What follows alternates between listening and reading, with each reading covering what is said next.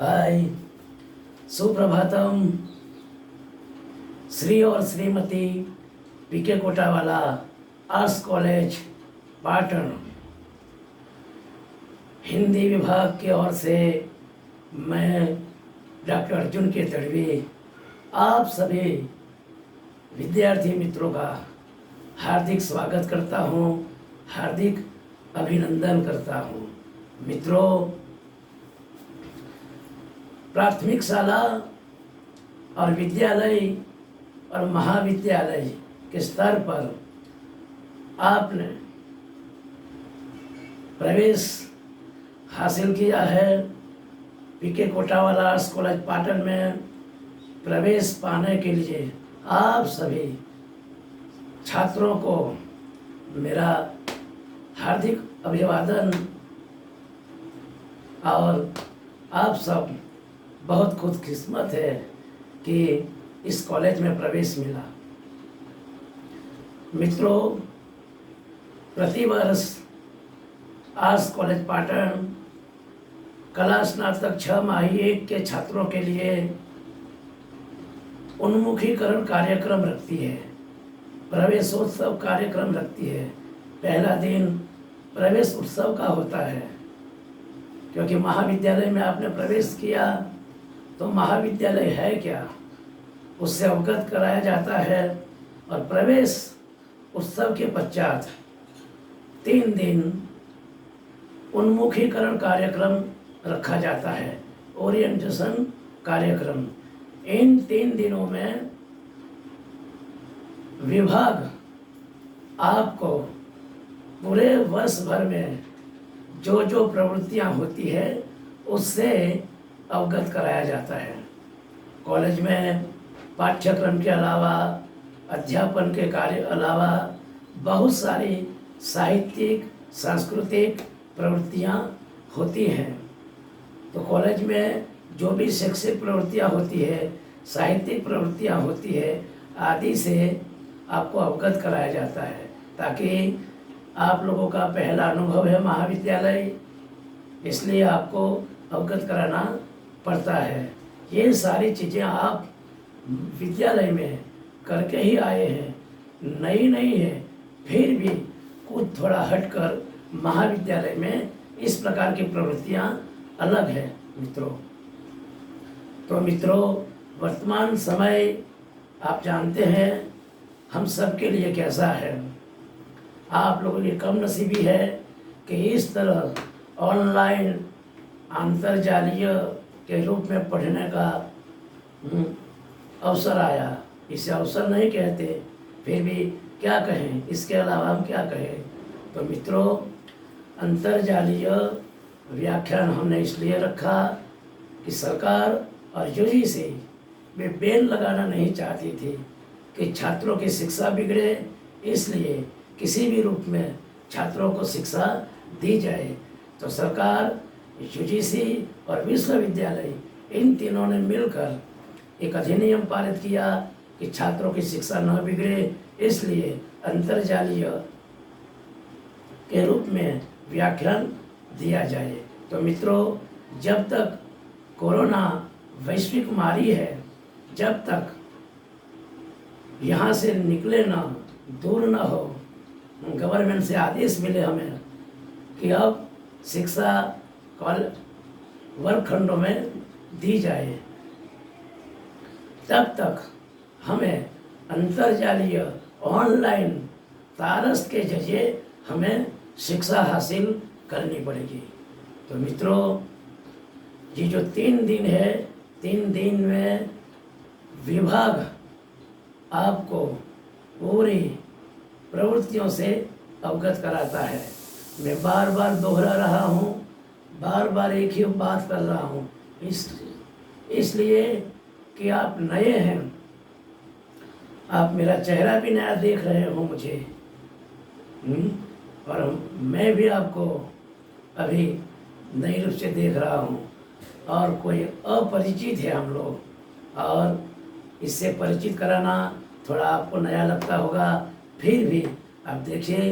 तो मित्रों, हिंदी विभाग आप लोगों ने मुख्य विषय के रूप में लिया है।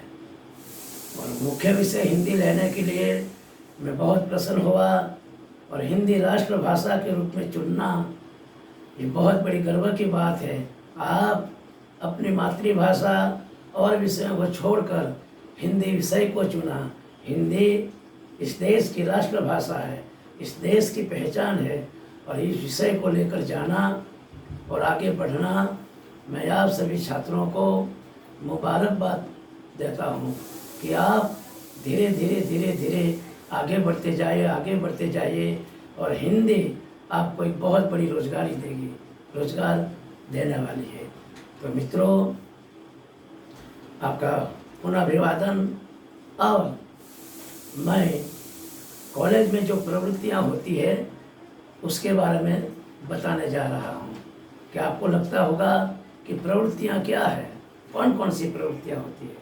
तो खेल क्षेत्र में देखें तो हमारी कॉलेज में स्पोर्ट चलता है, स्पोर्ट्स खेल कूद विभाग प्रति कॉलेजों में, प्रति विद्यालय, हर जगह पे स्पोर्ट चलता है, खेल कूद। तो हमारी कॉलेज में खेल कूद में कई प्रकार के खेल कूद हैं। आप क्रिकेट है, वॉलीबॉल है, टेनिस है, कोई भी, आप कबड्डी है, आपको जो उचित लगे, आपको जो जिसमें इंटरेस्ट है, रस है, आप जिस खेल में जाना चाहते हो आप जा सकते हैं। खेलकूद विभाग में हमारी कॉलेज ने पिछले 25 साल से अव्वल नंबर मारा है। आज तक कोई कॉलेज हमारी कॉलेज को प्रतिस्पर्धी तो बनी है लेकिन मैदान नहीं मारा है। इस कॉलेज की तासीर, इस कॉलेज का रुतबा है। तो आप सभी मित्रों को जो भी आप हिस्सा लेना चाहिए, कंपलसरी नहीं है खेल में जाना, आपका मन करे, आपको मन करे कि मैं खेल में हिस्सा लेना चाहता हूँ तो आप जा सकते हैं। और खेल के अलावा एनएसएस है, एनसीसी है। एनएसएस आप सभी ने 12वीं कक्षा तक यानी विद्यालय में देखा होगा, एनएसएस में जुड़े होंगे, एनएसएस शिविर आदि किया होगा। तो कॉलेज में भी एनएसएस है। एनएसएस यानी कि राष्ट्रीय सेवा योजना, राष्ट्रीय सेवा योजना, नेशनल सर्विस स्कीम, ये भारतवर्ष के हर विद्यालय महाविद्यालयों में लागू है। ये कॉलेज में अर्थशास्त्र विभाग के प्राध्यापक उमेद भाई पटेल एनएसएस का कोऑर्डिनेटर है, संभाल रहे हैं। तो आप एनएसएस में जुड़ना चाहे तो एनएसएस में भी जुड़ सकते हैं, कंपलसरी नहीं है, लेकिन 1-2 प्रवृत्तियों में आपको हिस्सा लेना पड़ेगा। तो ये मैंने एनएसएस की बातें की। अब उसके पश्चात एनसीसी है। एनसीसी में आप जाना चाहे तो जा सकते हैं, इसमें भी आप हिस्सा ले सकते हैं। तो मित्रों, ये नेशनल राष्ट्रीय स्तर पर एनसीसी है। एनसीसी करने से बहुत बड़े फायदे हैं आप सबको। इसमें आप 2 साल के बाद सी सर्टिफिकेट हासिल करते हैं तो आगे पुलिस आदि इस क्षेत्र में किसी भी भर्ती में आप जाएं तो आपका प्लस पॉइंट होता है, यानी कि 2-3 मार्क्स मिलता है। तो बहुत अच्छी प्रवृत्ति है आप लोगों के लिए। और एनसीसी भी जुड़ना कोई कंपलसरी नहीं है, लेकिन आप करियर बनाना चाहते हैं, एक भविष्य बनाना चाहते हैं, नौकरी हासिल करना चाहते हैं तो कोई भी एक क्षेत्र को अपनाना होगा। खेलकूद में जाओ या एनएसएस में जाओ या एनसीसी में। ये 3 विज्ञप्ति है भारतवर्ष के हर विद्यालय, हर महाविद्यालय में होती है। अब इसके अलावा सांस्कृतिक प्रवृत्तियों में संगीत, नृत्य आदि चीज़ें आती हैं सांस्कृतिक कार्यक्रम में।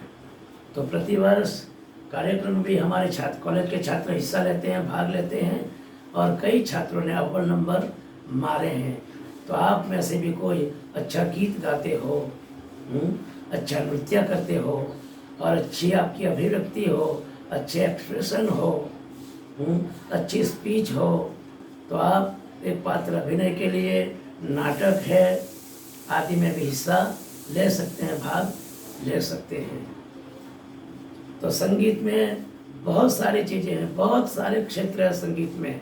गाने के अलावा आप कहाँ जाना चाहते हैं, शास्त्रीय संगीत है, कोई भी आप संगीत में जितनी भी चीज़ें आती है, हर चीज़ों में हमारी कॉलेज छात्रों को वेटेज देती है। और आपका मन करे उस प्रवृत्ति में आप जा सकते हैं। ये सांस्कृतिक कार्यक्रम की बात हुई। अब हिंदी विभाग की मैं बात करता हूँ। हिंदी विभाग पूरे वर्ष भर में क्या करता है, छात्रों की तरक्की के लिए, छात्रों के विकास के लिए। तो मित्रों, अभी ये सितंबर शुरू हुआ है, 14 सितंबर। और उससे पहले मैं आपको प्रश्न करता हूँ कि आप सभी ने हिंदी विषय लिया है मुख्य विषय के रूप में। तो इस देश की राष्ट्रभाषा है। तो मेरा प्रश्न है, मेरा सवाल है कि हिंदी को राष्ट्रभाषा के रूप में कब दर्जा मिला और किसने दर्जा दिलवाया? हिंदी राष्ट्रभाषा को कब मान्यता दी गई? मैं आपको सवाल करता हूँ, मेरा प्रश्न है, आप जानते हो तो, क्योंकि मुख्य विषय हिंदी लेने से पहले हमें हिंदी के बारे में थोड़ा पता भी होना चाहिए, कम से कम हिंदी के बारे में। तो मित्रों, 14 सितंबर 1949 के रोज हिंदी भाषा को राष्ट्रभाषा के रूप में दर्जा मिला था। कब मिला था? 14 सितंबर 1949 को। किसकी अध्यक्षता में?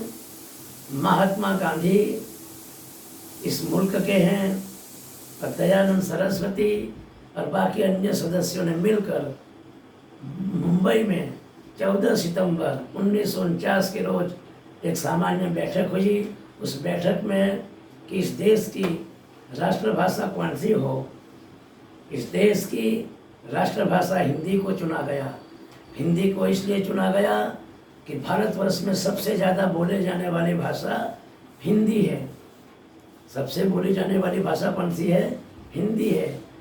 इसलिए हिंदी को राष्ट्रभाषा के रूप में सील मुहर लगवाई। किसने लगवाई? महात्मा गांधी जी ने। तो तब से लेकर आज तक हिंदी राष्ट्रभाषा है।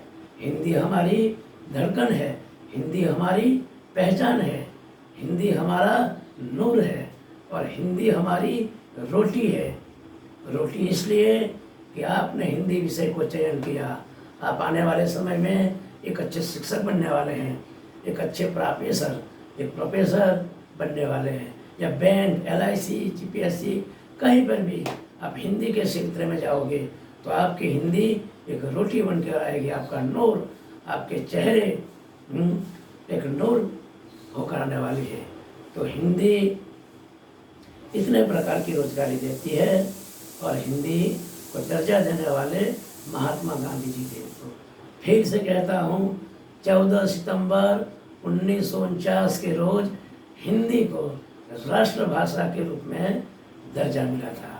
जी, दर्जा तो वैसे राजभाषा का देना था, लेकिन भारतवर्ष के 4 राज्य ऐसे हैं, इन 4 राज्यों ने हिंदी को स्वीकारा नहीं। वे 4 राज्य आज भी अंग्रेजी भाषा को लेकर जी रहे हैं। प्रशासन के रूप में, व्यावहारिक के रूप में, सब प्रकार का कारोबार अंग्रेजी में चला रहे हैं 4 राज्य। अगर 4 राज्य स्वीकार करते चलते तो देश की राजभाषा होती। तो राष्ट्रभाषा और राजभाषा में क्या अंतर है? राजभाषा यानी कि जो 100 राज्य का कारोबार, व्यवहार, उसकी भाषा हिंदी हो, उसे राजभाषा कहते हैं।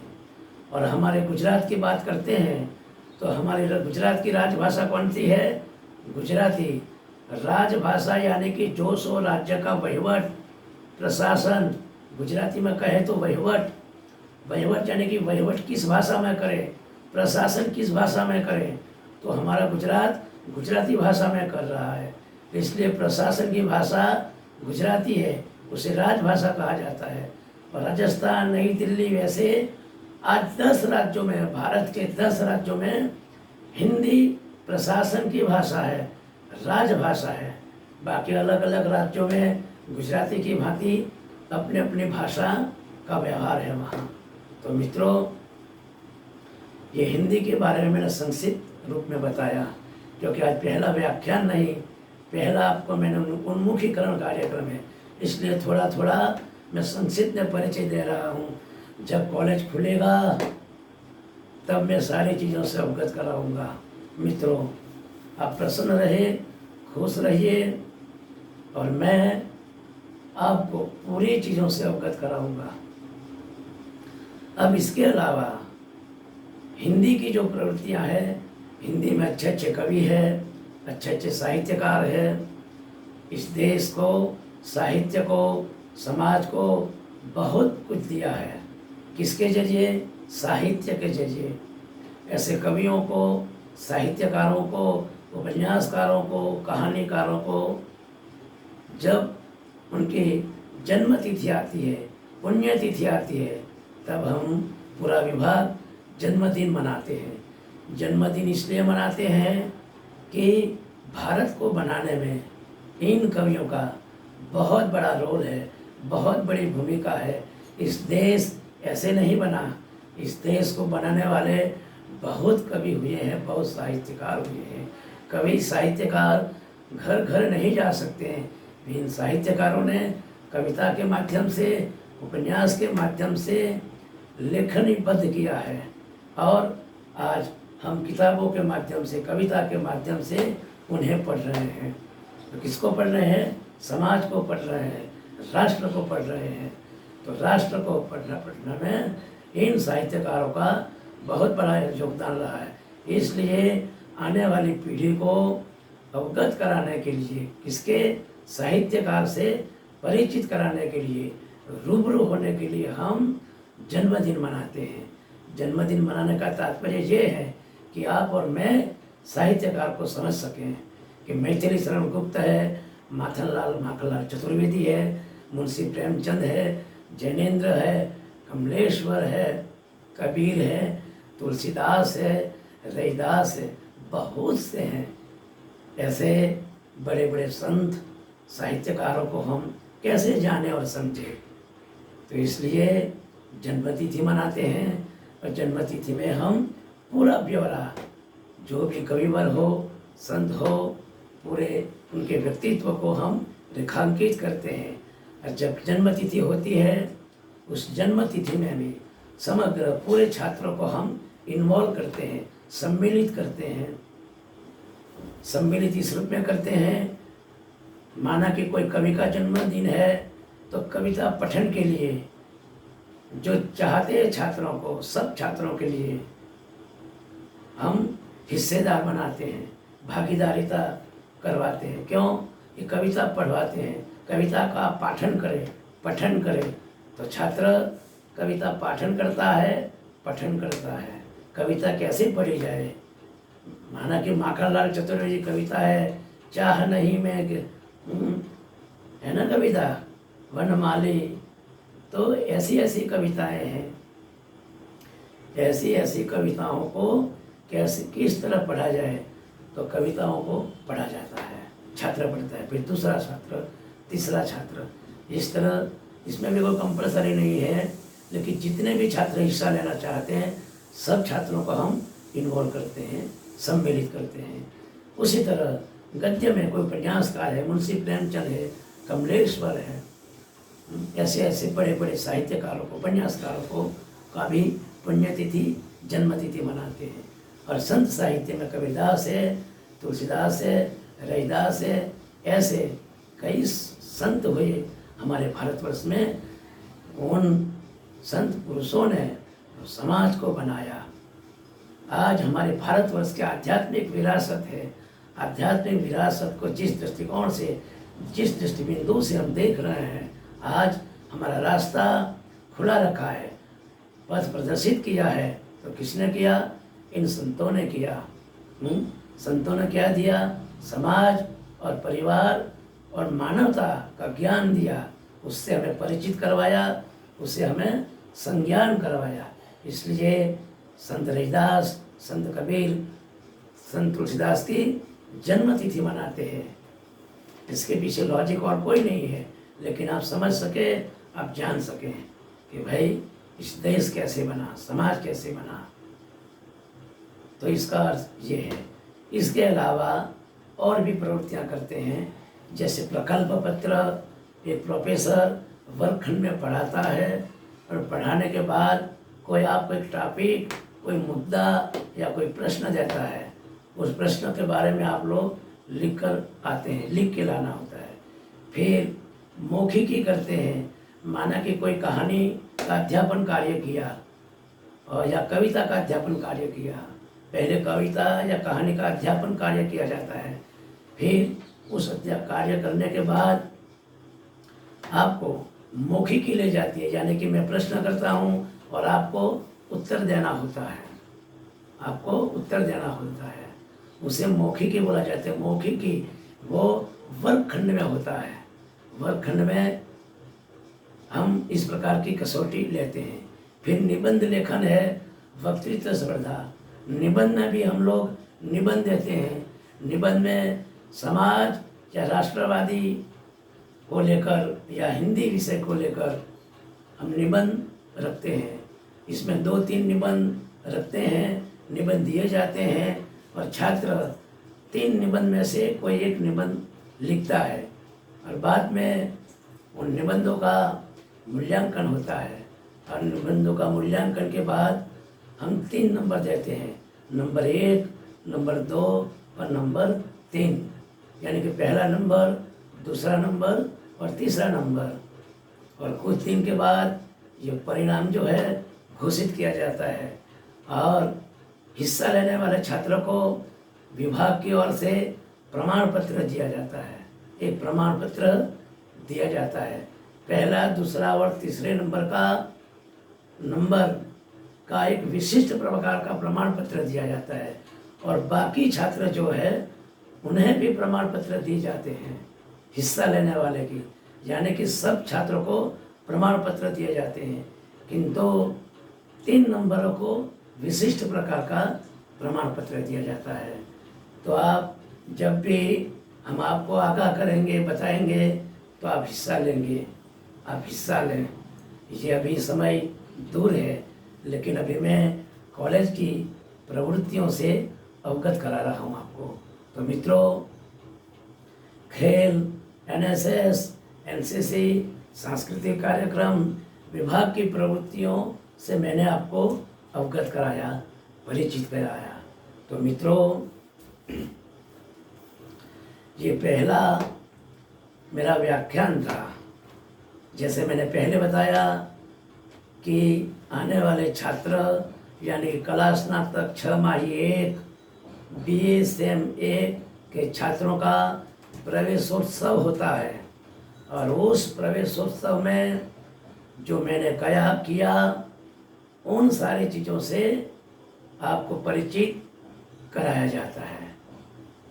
लेकिन कोरोना महामारी की वजह से आज हमारी नौबत ऐसी आ गई है कि अध्यापन कार्य हम वर्गखंड में नहीं कर सकते हैं। तो सरकार, UGC, विश्वविद्यालय ने ये तय किया है कि छात्रों की शिक्षा न बिगड़े, इसलिए अंतर्जालीय ऑनलाइन के जरिए शिक्षा शुरू की जाए। तो कॉलेज और विभाग का आप सबके सामने आने का एक मौका भी मिला। हमारा एक नम्र प्रयास है कि आपको ऐसी चीज़ों से परिचित और अवगत कराना। तो मित्रों, आप सभी मित्र थोड़ा सा समझे होंगे, समझ सके होंगे, ऐसा मेरा विश्वास है। फिर भी आप नहीं समझे, नहीं समझ सकते तो मुझे आप व्हाट्सएप कर सकते हैं, चलबाज के जरिए आप बात भी कर सकते हैं। कभी भी आपका मन करे फ़ोन करें, व्हाट्सएप करें, मैं आपका उत्तर देने के लिए तैयार हूँ। आप घबराइए नहीं, डरिए नहीं। उत्तर गुजरात में श्री और Shrimati PK Kutawala arts college Patan number 1 college है। जब मैं नंबर 1 बोलता हूँ तो ऐसे नहीं बोलता हूँ। बरसों बीत गए, इस हमारे कॉलेज की उम्र 60 साल की हुई है। कॉलेज के नतीजे अव्वल नंबर पर आए हैं आज तक, नंबर 1 पर। और पूरे गुजरात में सबसे ज़्यादा संख्या छात्रों की, समग्र गुजरात में सबसे ज़्यादा छात्रों की संख्या अगर है तो आर्ट्स कॉलेज पाटन की है। इस कॉलेज में दाखिला लिया है, इस कॉलेज में आपने प्रवेश लिया है। इस कॉलेज को नज़रअंदाज ना करें, कॉलेज को आप स्वीकार करें अच्छी तरह से, बहुत कुछ मिलेगा आपको। तो मित्रों, आज प्रवेश उत्सव के रूप में मैंने अंतर्जालीय के रूप में आपको कॉलेज में जो जो कुछ होता है मैंने सरसरी तौर पर, सामान्य रूप से, संक्षिप्त में पूरा अवलोकन करके आपको जानकारी दी है, तो आप समझेंगे। अब मैं इसके बाद दूसरा व्याख्यान होगा। अब दूसरा व्याख्यान में पाठ्यक्रम से अवगत कराऊंगा। दूसरा व्याख्यान पाठ्यक्रम से अवगत कराऊंगा कि आपको कला स्नातक 6 माह 1 में क्या पढ़ना है, अभ्यास क्रम में क्या पढ़ना है, पाठ्यक्रम में क्या पढ़ना है, तो कितने पर्चे हैं, कितने पेपर है, सारी चीज़ों से अवगत कराऊंगा। और आज ये प्रवेश उत्सव में पूरी जानकारी दी मैंने। तो मित्रों, पुनः आपका हार्दिक अभिवादन और हार्दिक अभिनंदन। और बहुत अच्छी तरह से पढ़ें, आपका खूब बहुत बढ़िया हो, अच्छा हो, ऐसी मेरी कॉलेज की Acharya Shri doctor L S Patel Saheb की आप सबको हार्दिक शुभकामनाएं।